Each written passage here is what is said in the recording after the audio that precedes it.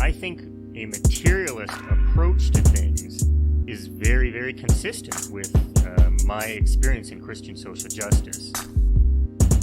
I feel like the deeper I get into anarchist practice, the deeper my faith is getting at the same time. I would hope that, securing means of life for all would be something all people of faith would say, oh yes, that's at the basis of what we believe.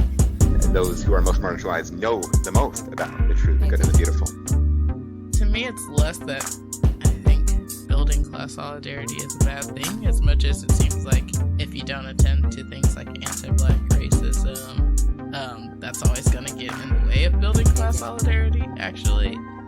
And when you go back, you find that a lot of revolutionary grassroots participatory movements, the precursors to what you could call the barrio assemblies and these grassroots neighborhood organizations, a lot of these were sponsored by the church. What does it mean to say that the Christian tradition is internally contradictory and there are antagonisms there and you're always being faithful to some aspects and betraying other aspects? Welcome to the Magnificast, a podcast about Christianity and leftist politics. I'm Dean Detloff, and I am I'm P from Qanon. Qanon, everyone's least favorite internet conspiracy theory. I should have picked a better letter. That one's way too easy to make fun of, but I just thought it's the one that comes before Q, so I'm higher up on the alphabet. And I'm Matt Bernico, the other host on this podcast, and this week I'm W, not from the conspiracy theory, just from the W's, your favorite Christian ska band. Yeah, great. Perfect. This week on the show, if you haven't figured it out already, we are talking about QAnon, unfortunately. Unfortunately for a number of reasons, because it's bad, it's a tough thing to learn about, tough thing to hear about, and it's kind of awful to talk about also. But we did bring a very good guest so that we didn't have to do it on our own, Hollis Phelps, who recently wrote a very good article in The Bias. By the way, if you don't know about The Bias, you should. Matt and I have both written for them a couple of times. It's from the Institute for Christian Socialism. But the article in The Bias is QAnon is the perfect evangelical conspiracy, and Hollis is here to help us figure out why. So let's go to Hollis.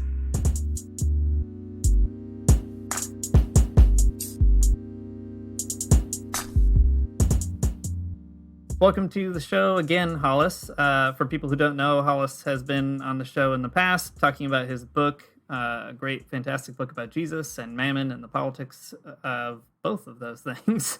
It's great to have you with us again. For people who haven't listened to the previous episode, you certainly should. Hollis's book is extremely good. But instead of having us introduce you again, maybe you could do that for us, Hollis. Who are you and what are you about? Yeah, thanks for having me again. I really appreciate the invitation. I'm Hollis Phelps. I'm an assistant professor of interdisciplinary studies at Mercer University in Macon, Georgia. And like you said, my most recent book is Jesus and the Politics of Mammon, where I provide a political reading of Jesus that filters everything through this disjunction he makes between God and mammon. And I'm generally interested in the relationship between religion and politics. And I also am currently doing some research on the relationship between religion and psychedelics, but that's a longer term project. So, whoa. Now I want to know everything about that, but maybe later, I guess. Cool. Well, yeah, I mean, apart from doing all of that work, you've also recently wrote a really illuminating piece for The Bias about QAnon. So we'll get to your piece in a minute and talk about it kind of in depth. But before we do, I don't know if anyone doesn't know about Q at this point, but in case they don't, what's QAnon all about? So QAnon is a conspiracy theory that emerged on the web primarily through 4chan, and then it migrated to 8chan. And so it circulated around these message and image boards for a while until it became a little more mainstream, especially during the pandemic.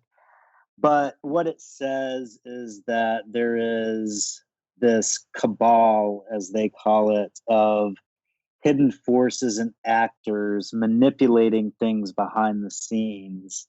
And so you have, politicians, media moguls, elites, Hollywood stars, billionaires, all of these major players throughout the world. And they are running an international sex trafficking and pedophilia ring.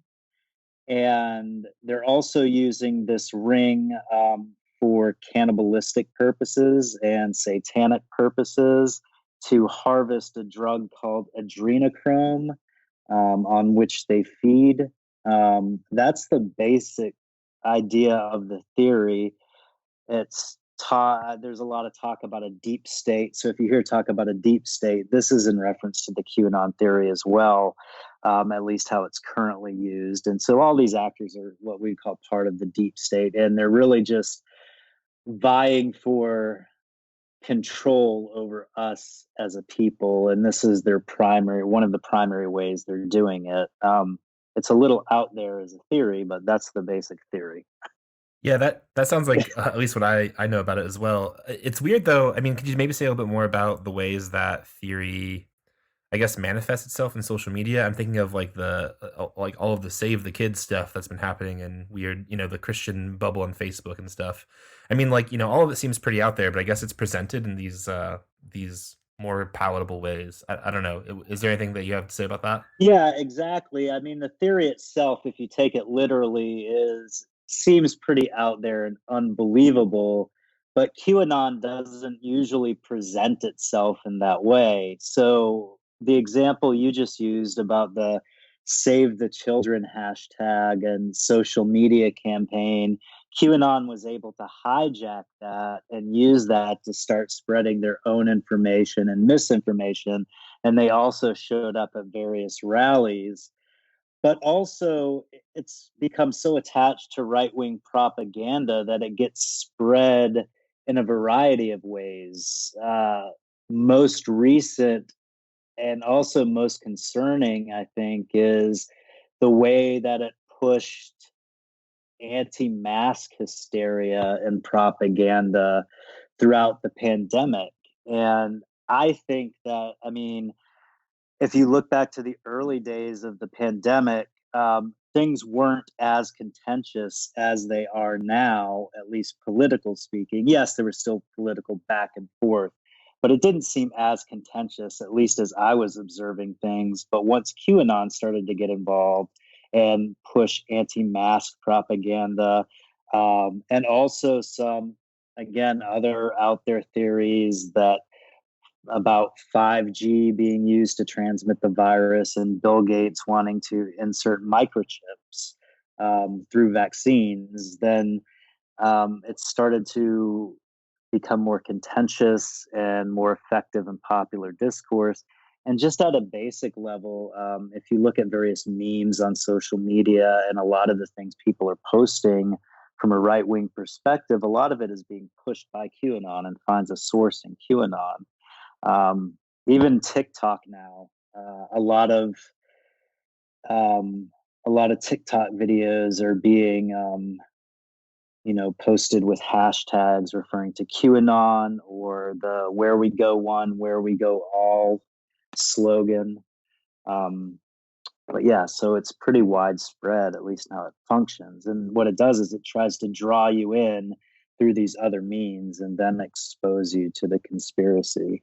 Yeah, that is, I think, what's most troubling to me about it anyway, seeing, people who you can sort of watch the transformation happen in real time. Somebody hears that there's like a sex trafficking ring that's been busted, which may or may not be true. And then that sort of becomes the weird ethical gateway into which you find yourself compelled to commit to weirder and weirder problems.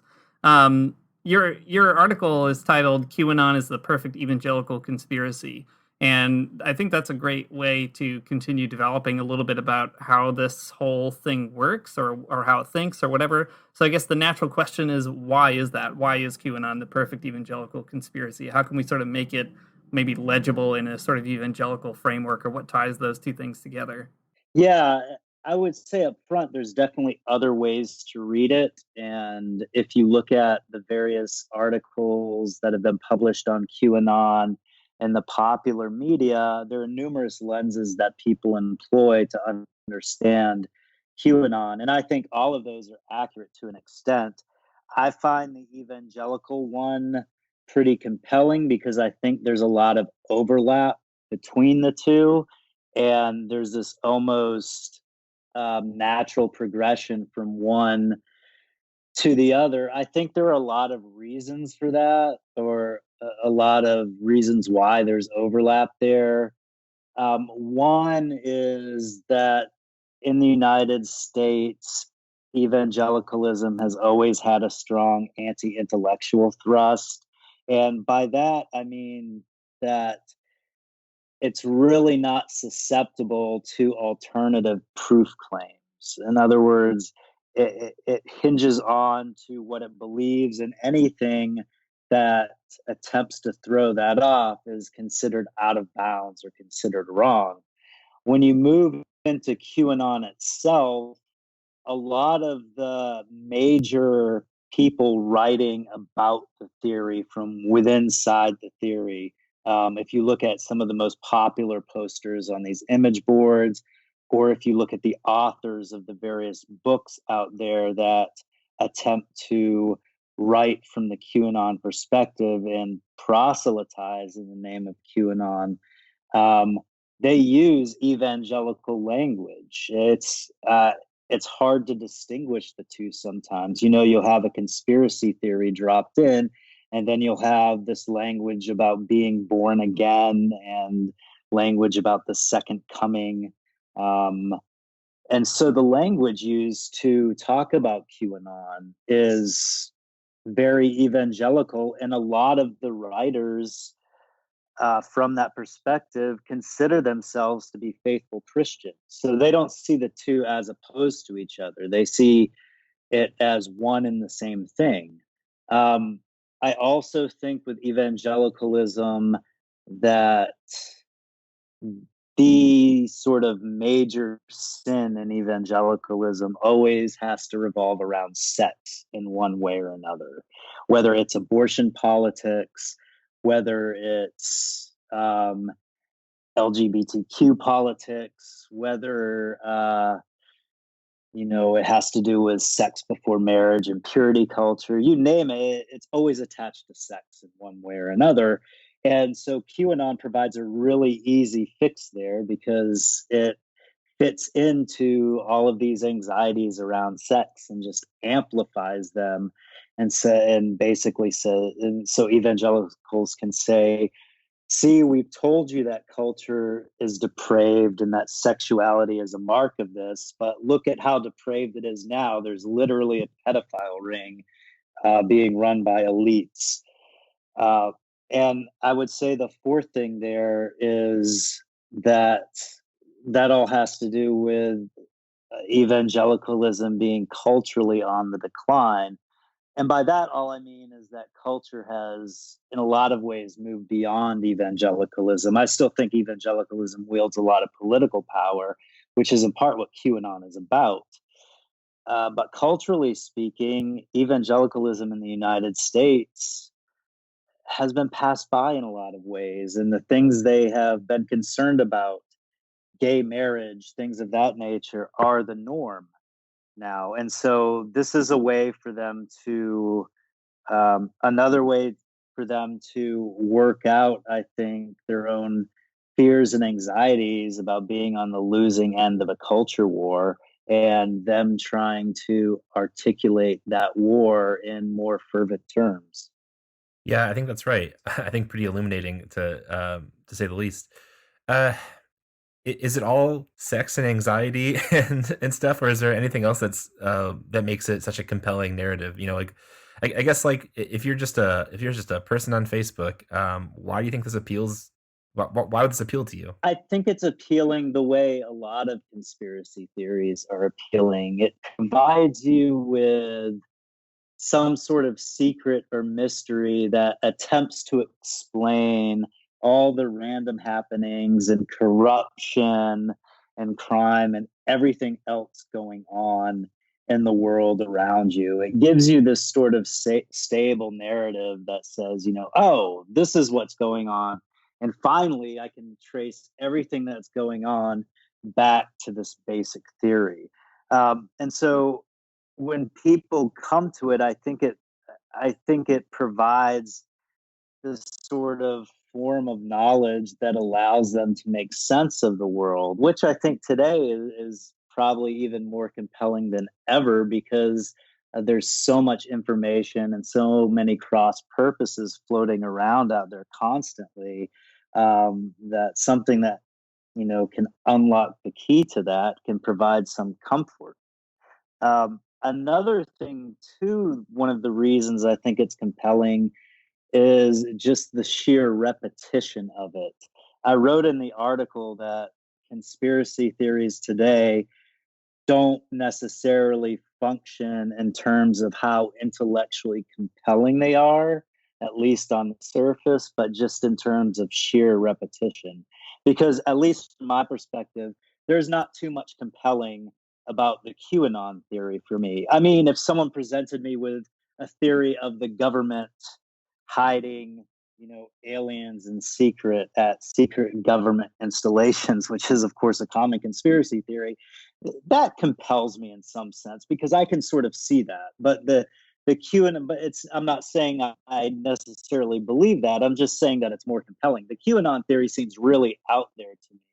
But I think what's important, it's not so much about being intellectually compelling as it is about being through sheer repetition. And so that's why it's the perfect conspiracy theory for a social media age, because the more it's shared, the more likes it gets, the more people that get in these groups, the more it's talked about, the more visibility they can get, the more it's simply repeated in this very basic fashion, the more it seems to spread. And one of the ways that it spreads, especially although YouTube has now taken some precautions with regard to this or tried to fix it, is through YouTube's algorithm. I mean, it was found that the algorithm was actually, if you watched a certain number of videos, it would start pushing conspiracy theories and QAnon content on you. And the sort of, you'll also like this video thing. And so people were getting sucked into it just through watching certain things, and then they go further down the rabbit hole. There's a good blog about, or not blog, podcast on this that's called Down the Rabbit Hole, that talks about how the algorithm pushed this on people. Yeah, I mean, what you're saying makes so much sense, especially the way that QAnon hits people at this kind of, I don't know, sub-rational or pre-rational kind of way, or it's, it gains momentum by circulation. That all seems to make sense. Maybe later we'll talk a little bit more about conspiracy theory in the left, but one sort of gloss that you bring to this in particular is to suggest that Q is kind of like an apocalyptic cult.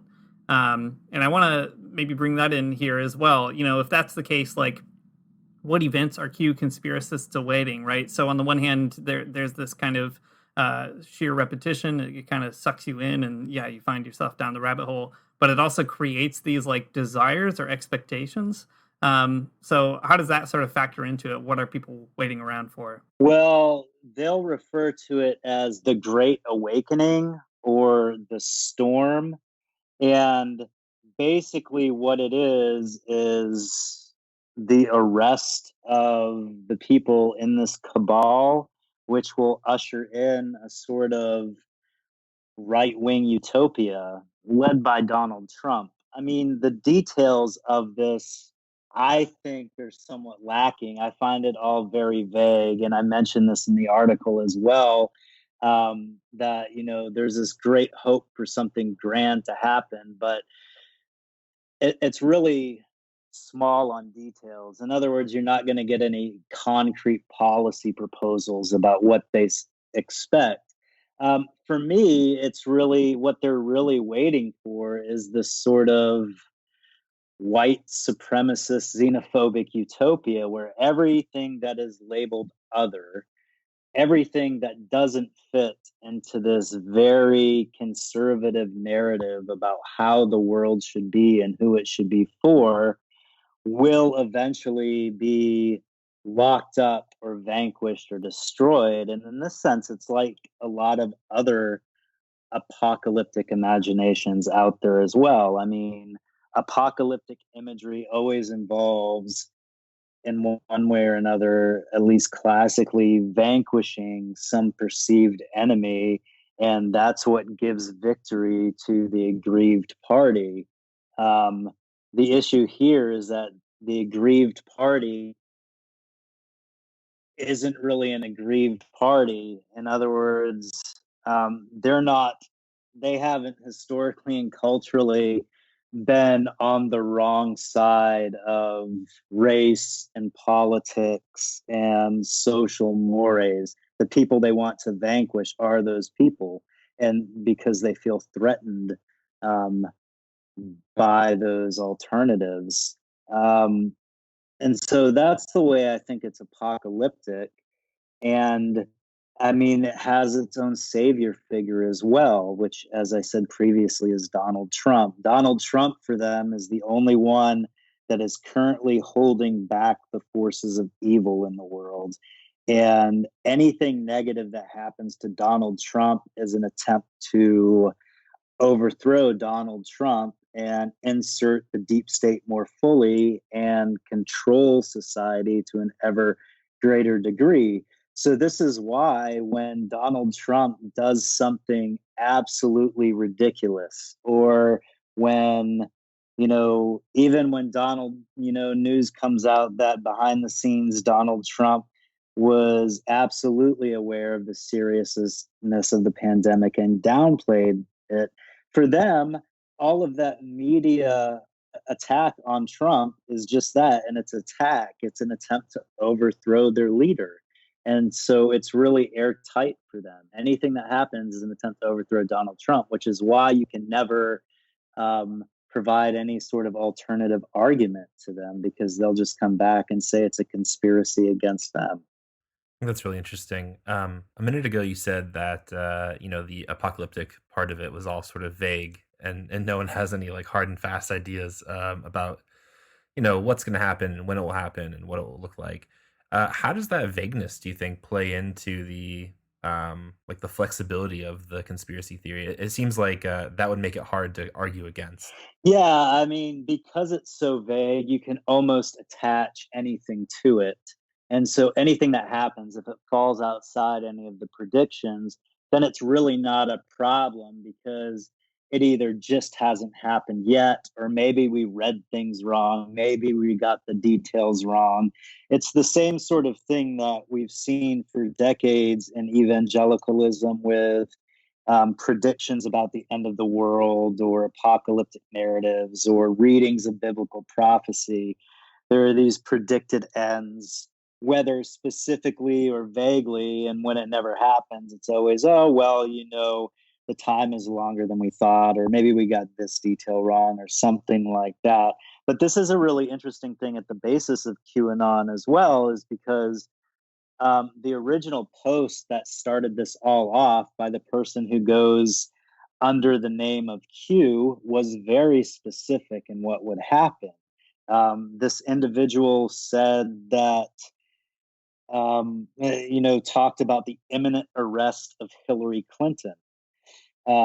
It didn't happen, though, but that didn't stop the conspiracy. And so there are some very specific claims made.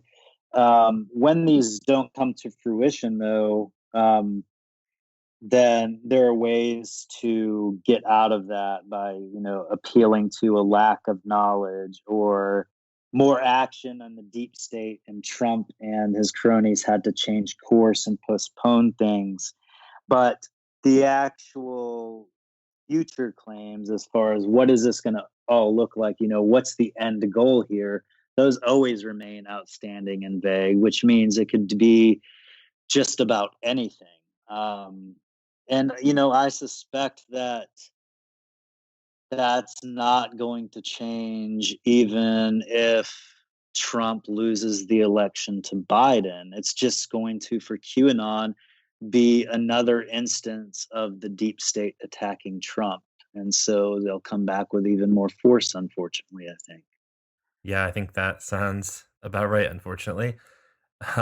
It's an interesting inoculation that it kind of creates to, always keep the disproving it at bay or something. Well, you've brought up evangelicalism a few times in the conversation so far. Maybe we can kind of parse that out more explicitly. The QAnon and the white evangelicalism, like Venn diagram, are not perfect circles, but there is a troubling amount of overlap between the two. So like, what's going on with that? What do they share in common? Why is there so much like synergy between these two camps? Well, I think just at a very simple level, there's, a shared interest in right-wing politics. Evangelicalism in the United States, for at least the past 40 years, has been, pretty squarely on the right. The majority of white evangelicals, when I say evangelicals, I primarily mean white evangelicals here, but white evangelicals, predominantly voted for Trump, and I suspect that's going to happen again.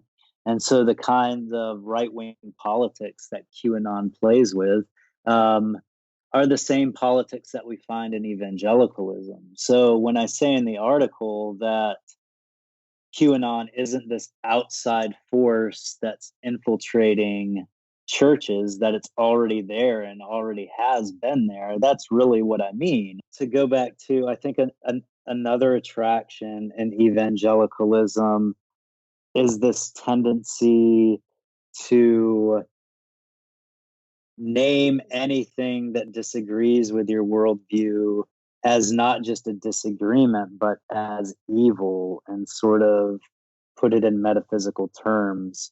So,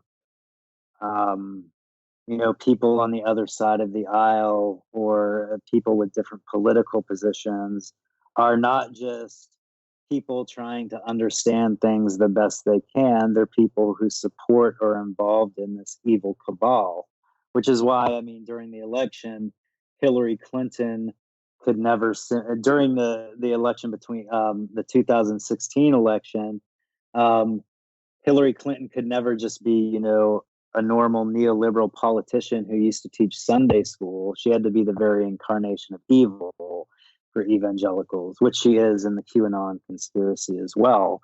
So they share a lot of those concerns. And I think also, on another point, there's evangelicalism, white evangelicalism in the United States is inseparable from white supremacy and racism. And I think this plays out in QAnon as well. And again, I don't mean individually racist or biased necessarily, but structurally racist, structurally white supremacist. And that is wrapped up, I think, in evangelical politics. And so there's definitely that overlap with QAnon as well.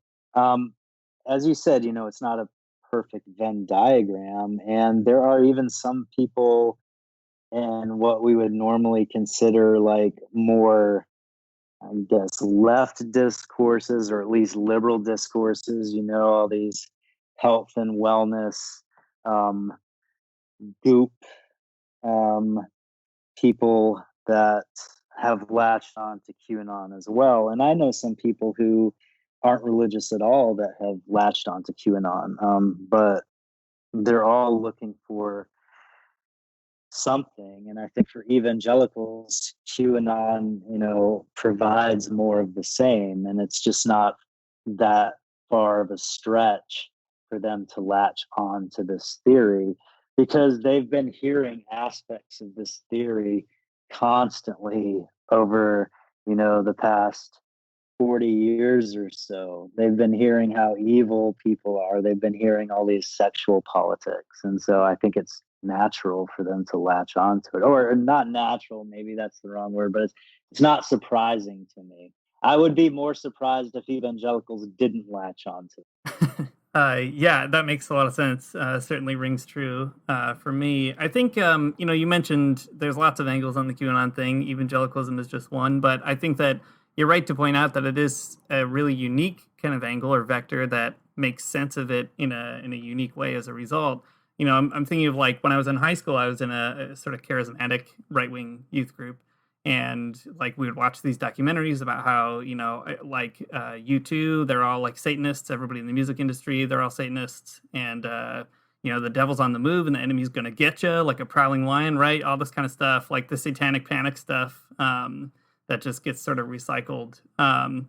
And maybe you could say a little bit more about that. Like, I find a lot of journalists in particular just sort of don't. It's a hard thing to explain to someone if you haven't like gone through it. It's not very intuitive, right? How does having a working knowledge of evangelicalism and its most reactionary impulses help us kind of make sense of the political landscape? Yeah, well, I remember watching videos in youth group about how satanic music is, and how if you played certain heavy metal records backwards, then you would have all Yeah. these messages for you to, worship Satan and drink the blood of children and things of that nature. And I wasn't in what I would call a very right-wing evangelical group. It was just sort of par for the course, I think, within a lot of strands of evangelicalism, especially in the 80s and probably into the 90s. And then in evangelicalism later on, you have this whole, discourse on purity culture and sex that arises. But I think having a working knowledge of evangelicalism helps you recognize these things, and also helps you recognize the visceral level at which these kind of discourses or conspiracies act. Yeah, intellectually, it sounds, now it sounds kind of ridiculous that, you too would be implanting secret messages in their music to try to sway me to Satanism, especially all that I know about U2 now, right? It sounds sort of ridiculous, but that's not the level at which those claims are operating, especially for people in youth groups. But even as they continue in evangelical churches, it's operating through fear, but it's also operating through networks and communities. You're part of this thing where you all share similar ideas of the world. You all have similar fears. You all have similar expectations. And you have this sort of culture that's trying to hold back everything else in the external culture that is trying to dissuade you from becoming secular, becoming non-Christian. And that's a very powerful discourse. That's something that you just can't erase from your psyche very easily, even if you eventually leave evangelicalism. And so I think a lot of journalists don't recognize this part of the conspiracy. That I think, as you were implying, is that a lot of the claims, we've seen them before. We've seen, the anti-Semitic claims in the theory go back, as far as anti-Semitism goes back, and in particularly to, the protocols of the Elders of Zion, which postulated something very similar. But, these conspiracies about pedophilia rings you had in the 80s and evangelicalism, conspiracies about Satanism and cannibalism are, pretty par for the course in evangelicalism as well. The difference now is that everyone has access to them immediately, whereas in, the 80s, when I was in youth group, you had to be shown a video by a youth leader and go to a youth group. Now everyone can have access to them, so it can spread a lot easier. Yeah, the democratization of the satanic panic. It's very good. Maybe we can take a quick turn in the conversation and talk a little bit more about the latter parts of your essay. One of the really compelling points that you make is about the relationship between conspiracy and agency, something I'm really kind of fascinated about, actually. it's often assumed that like people turn to conspiracy theories as an attempt to like flee from the reality of the situations, that they're in, that there's things that they can't do anything about, in the face of just insurmountable deterministic forces, right? They're just kind of awash in the waves of the deep state. But as you explained, QAnon has actually been really successful at harnessing the agency of its constituency for all kinds of right-wing causes. Yeah, I don't know. Could you say a little bit about like what's going on with agency and conspiracy and how these two things are not what you'd expect? Yeah, and this is actually something that I sort of came to while writing the article and researching for the article.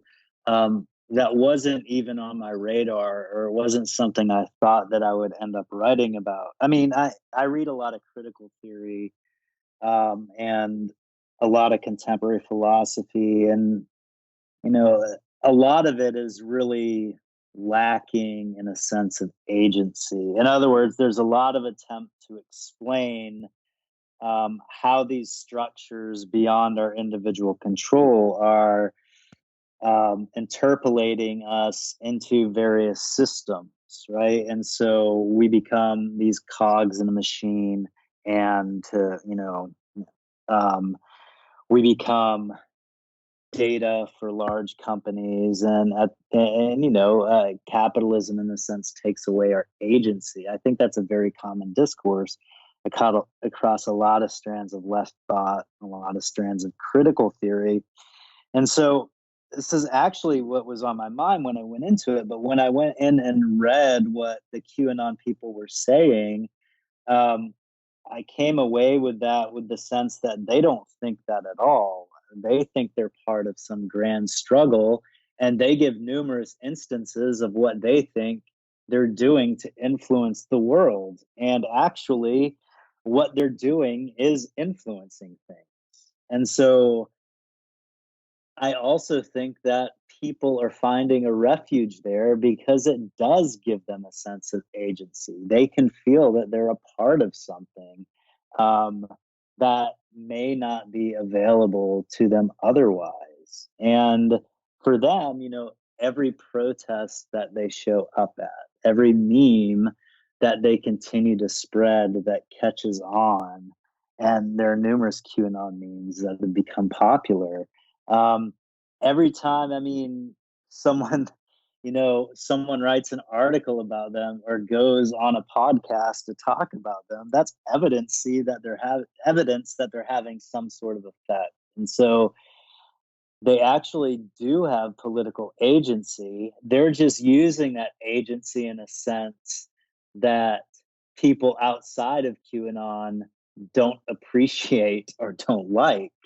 Um, and I think this is where we really need to be careful about how we analyze things, because I do think that we still work with a sort of naive idea of moral progress, where at the end of the day, things will get better. That's what we're hoping for. We'll become a more just society. It's just going to take some time. And anything that works against that is not really political agency. It's just a sign of depravity, or a sign of not knowing something correctly, or a sign of ignorance. I think we really have to take the idea seriously that we may not be headed to progress, that things may devolve. And I mean, from my perspective, and after looking into this QAnon stuff, it worries me that that's where we're headed, whether or not Trump wins or not, because I think either way, it's going to be bad. Damned if you do, damned if you don't. And so it's an agency that a lot of people don't want to recognize, I think, but it's a form of agency nonetheless.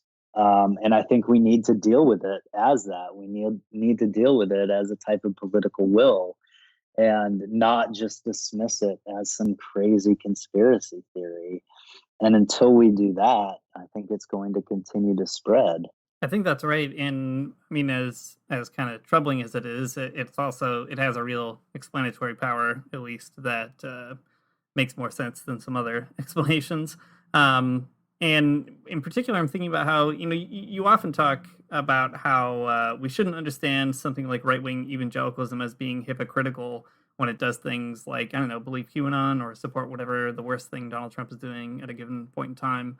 That instead we should find a way to sort of make sense of this in like a, as bizarre as it might be, some kind of way of thinking about the world and approaching it. So if it's not hypocrisy, like if evangelicals supporting this bizarre way of moving throughout the world is not hypocrisy, what's like a better way of understanding how that works? It seems to me that the agency explanation that you're giving just helps us open that up a little bit more. Yeah, I think you just have to label it for what it is. I mean, I don't think you should read evangelicalism as this sort of good, moral, upstanding faith that has somehow gone wrong by dropping into politics. I think you have to read it as a political phenomenon. And reading it as a political phenomenon, especially in the last 40 years, but also I think especially now after the election of Donald Trump and during his presidency and the rise of the QAnon theory, you have to understand evangelicalism in terms of what it does. And what it's doing is playing white supremacy. It's playing xenophobia. It's stoking all of these fears. It's attempting to install more oppressive forms of government. And I think that's what evangelicalism is at the current moment. It doesn't matter what it was 70 years ago. We're dealing with what it is now. Does that mean that all evangelicals individually buy into that? No, it doesn't mean that. But it means as a whole, as a phenomenon, then that's what it is. But that also means that persuasion or calling people out as hypocrites isn't going to help matters at all. It's not going to do a thing. If calling someone a hypocrite actually worked, then we wouldn't have Trump as a president and we wouldn't be in this situation that we are now, because all the evangelicals would have turned their backs on him by now. And I remember, since Trump got elected, everything he does, someone will write an article saying this is the final straw. Evangelicals are going to leave him now. But then it never happens. And it won't happen in this next election. And I mean, Trump, when he was running for president, said he could shoot someone in the street and people will still follow him. I think he's absolutely right about that. And we've seen it. He's proverbially shot a lot of people in the street and people continue to follow him, especially evangelicals. And I don't think that's going to change. Even if Jesus comes back before the election. But I mean, and so this hypocrisy thing doesn't even work as an argument. So we need to stop treating it that evangelicals are just misguided and being hypocritical. This is their politics. This is what their religion is. And I don't think that's going to change. And that's why, it finds a home with QAnon, because it expresses a lot of the same things. And so that's why, although there's not entire overlap, it's also not surprising where we do see the overlap. Yeah. I don't like what you're saying, but I think it's true. I don't. Well, I don't like it either, and I think that's part of the thing. I think that we, and by we, I mean, us, but people on the left and liberals, we don't want that to be the truth. And we have to deal with that as the truth. And even with, people, people talking about that Biden, has a commanding lead here and Trump is really shooting himself in the foot here. And, Trump won't survive this. Definitely. I think that's being way too optimistic and missing what's going on right in front of us. I don't think we should be certain at all. I think we should be really careful and really concerned and take seriously that this could turn out really badly. Right. Yeah, I think that's true. I know that sounds apocalyptic, but but signs of the times, right? Yeah, absolutely. Um, well, I'm speaking of the left and what could possibly be done. Yeah. At the very end of your essay, you end with this like I think a pretty convincing criticism of leftist rhetoric around organizing that I think we should talk about for a minute. You said that the problem with left organizing is that it relies on the idea that if we only got the real message out, then people would follow suit. And you've explained that that's, pretty naive because the right ideas already are out there and nobody really cares. Yeah. So yeah, I don't know. Like, where does this leave us moving forward? Calling people out as hypocrites doesn't work. Just getting the truth out there doesn't work. Like, where does this leave anyone on the left who's trying to struggle for some kind of better situation? Yeah, I mean, I think that's the hard thing. And I'm not much of an organizer, but I think that the left needs to focus on its own house first. I think there's too much time spent, and I'm usually using left here loosely, to refer to anyone, sort of, I'd probably liberal and more left strains of thought as well. But I think too much time is spent trying to convince the other side of how they're misguided or that they're wrong, and that we can actually appeal to them through reason. And I think that's why Biden is the candidate, right? Biden is the most inoffensive Democratic candidate that the Democrats could have put out there. He's a white man. He's moderate to conservative. He has not promised to radically overhaul anything. He's actually said he won't. But the right still paints him as wanting to instill socialism in the United States. When that's the position you're arguing with, then you might as well not even have the argument anymore. And I think the struggle has to be within the left itself. And I think that's where you have a potential for real change and real struggle.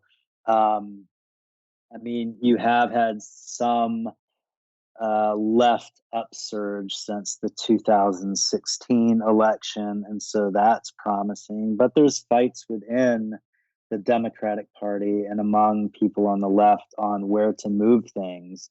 And I think what needs to happen is things just need to get done at some point.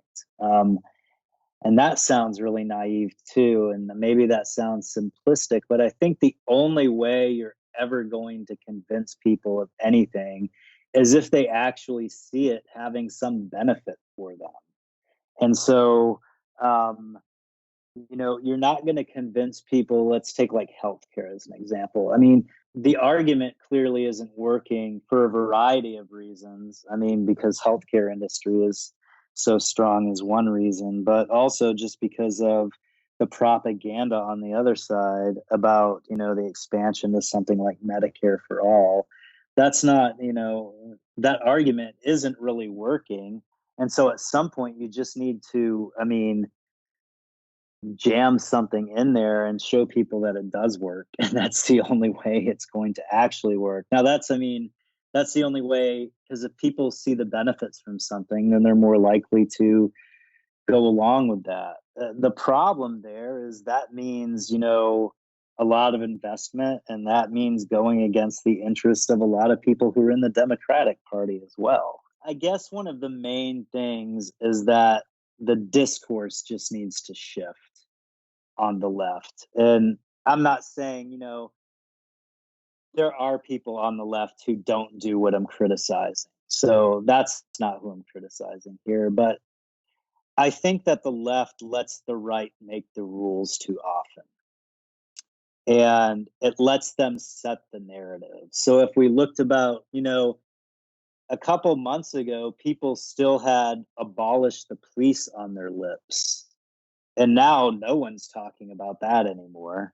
Um, because the right set the narrative on it, and then the Democrats followed suit.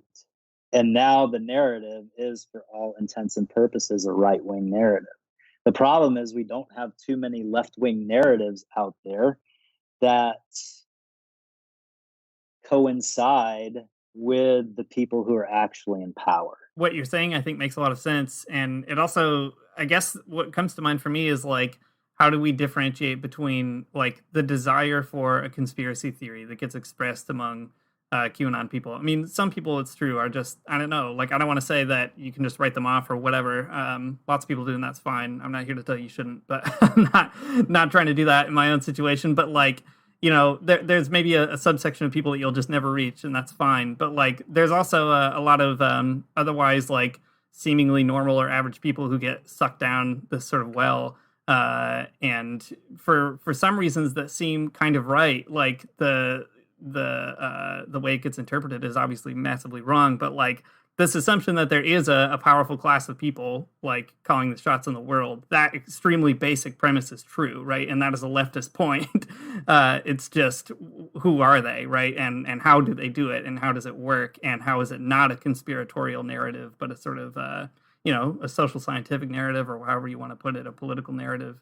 And maybe that's the question I always ask when I hear somebody talk or like make a vague claim to like a QAnon idea. It's like, at what point did the left sort of fail to also kind of, you know, get its explanation on the board? Again, not to say that everybody would just submit to the better argument, but like, a lot of people just simply don't even understand, you know, what's being sort of analyzed or proposed, because everybody is too busy just, I don't know, shoegazing or whatever. Well, it's like what, I mean, Nancy Fraser calls it progressive neoliberalism, right? Is that at some point, progressive politics hitched its wagon to the same sort of conservative economics, and so we get these pushes simply for minor reforms, but nothing that's going to fundamentally upset the system. I think the problem with that is that those minor reforms don't actually help people for the most part in the long run. And so that's where you have, I think, the idea of class coming in. But I also want to be careful not to reduce everything to class, because I do think that part of the QAnon narrative and part of the reason it's compelling is because of the racism, because of the anti-Semitism, because of the xenophobia. That's why people like it, I think. I'm not saying that that's not a very positive view of human beings, but I think that's sort of what the conspiracy is telling us about things at this point. And I think we have to remember that politics is a struggle, and we need to struggle this out in some way. And for the left, that's going to involve not accepting the terms that are given to them from the right, because it always pushes things to the right. And when you push things to the right, you're going to lose, because there's always someone farther on the right. And there are people better at communicating it. I mean, Donald Trump and his people, I don't think they're very smart on a lot of things, but they do know how to win people over, and they do know how to play a crowd, and they do know how to influence people. And they do know how to get their message out and how to appeal to people at that visceral level. We may not like that because we hold on to this idea of politics as a rational discourse, but I think we need to accept the fact that the rational discourse usually happens at the policy level, not the political level during elections. And we need that visceral level on the left. The problem, as I see it, is that the left has given away a lot of that visceral politics and some of the people they've thrown out there for candidates. Yeah, I think that's right. I mean, at some level, this all really resonates with just my experience of even like leftist social media. You know, it's oriented in an entirely different way, in the way that it, you know, receives and tries to combat sort of these like right-wing talking points and the larger narrative. I don't know. It's all extremely depressing when you start laying it out like that, I guess. But just the same, I think it's a good word that political struggles are struggles. So I guess that's what we'll have to do to go forward. Well, I hope it all works out for us. But I do too. But just the same, I think this is a really helpful. Your work is a really helpful way to kind of start getting our minds around. Some of the very troubling things going on social media, but in the larger media narrative as well. So I really appreciate that you wrote it and you took the time to talk to us about it. Well, thanks for inviting me on again. I really appreciate it, and I'm glad you enjoyed the article. And it's about struggle, and hopefully we'll get this struggle right. So. Well, thanks again for coming on the show, Hollis. If people want to know where to find you or how to support you or see what you're up to, is there a good way for them to do that? Yeah, you can find me on Twitter, though I don't always post a lot. It depends on my mood. At HPhelps4. Great. Thanks again for coming on the show, and I'm sure we'll talk to you again when you're done with this wild new work on psychedelics. All right, that sounds good. Thanks a lot, guys.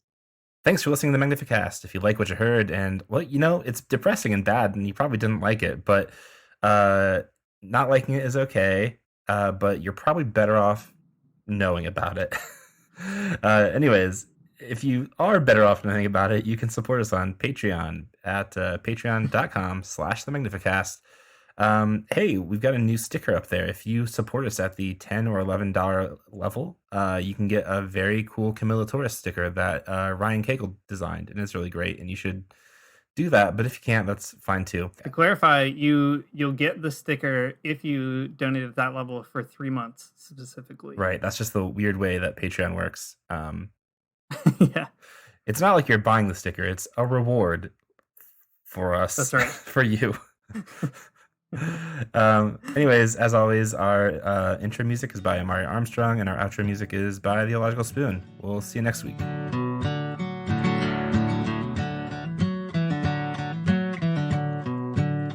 I don't wanna get up for church in the morning, souls alive. Heaven come to earth and there won't be no church. We'll meet down by the riverside. There we'll swim with all creation. Never get tired, never bored. Don't worry, someday there'll be no dam between us and our Lord.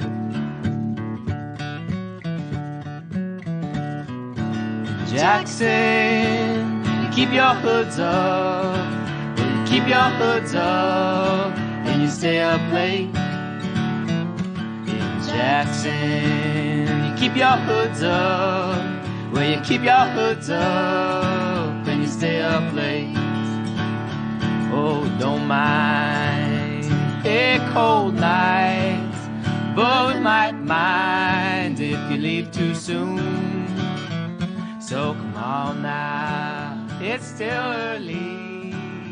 Beside what else are you gonna do? As we kissed in the alley by the Michigan theater.